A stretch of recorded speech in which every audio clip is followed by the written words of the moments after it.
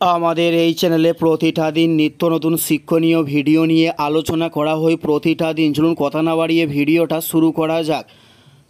First প্রশ্ন, পুনা চুক্তি কত সালে স্বাক্ষরিত করা হয়েছিল? উত্তরটি হলো 1932 সালে পুনা চুক্তিকে স্বাক্ষরিত করা হয়েছিল।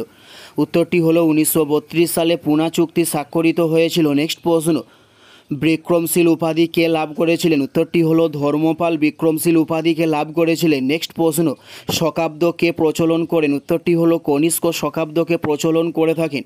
উত্তরটি হলো কনিষ্ক শকাব্দকে প্রচলন করে থাকে। নেক্সট প্রশ্ন, পল্লী কবি কাকে বলা হয়েছে? উত্তরটি হলো জসিমউদ্দিনকে পল্লী কবি বলা হয়ে থাকে।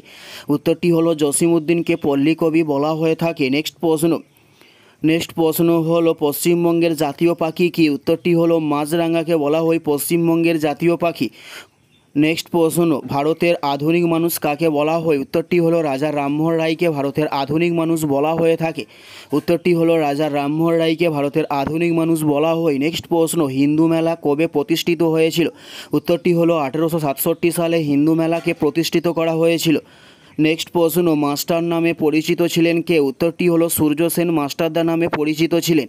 উত্তরটি হলো সূর্য সেন মাস্টারদা নামে পরিচিত ছিলেন। নেক্সট প্রশ্ন, সলবাইয়ের সন্ধি কত সালে স্বাক্ষরিত করা হয়? উত্তরটি হলো 1782 সালে সলবাইয়ের সন্ধিকে স্বাক্ষরিত করা হয়ে থাকে।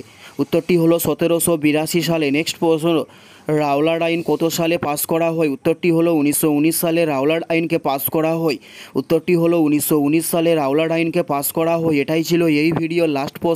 আর কোন ধরনের শিক্ষণীয় ভিডিও আপনারা প্রতিদিন দেখতে চান অবশ্যই কমেন্টে লিখে জানাবেন। পুরো ভিডিওটা দেখার জন্য আপনাদের প্রত্যেককে অসংখ্য ধন্যবাদ। Thanks for watch.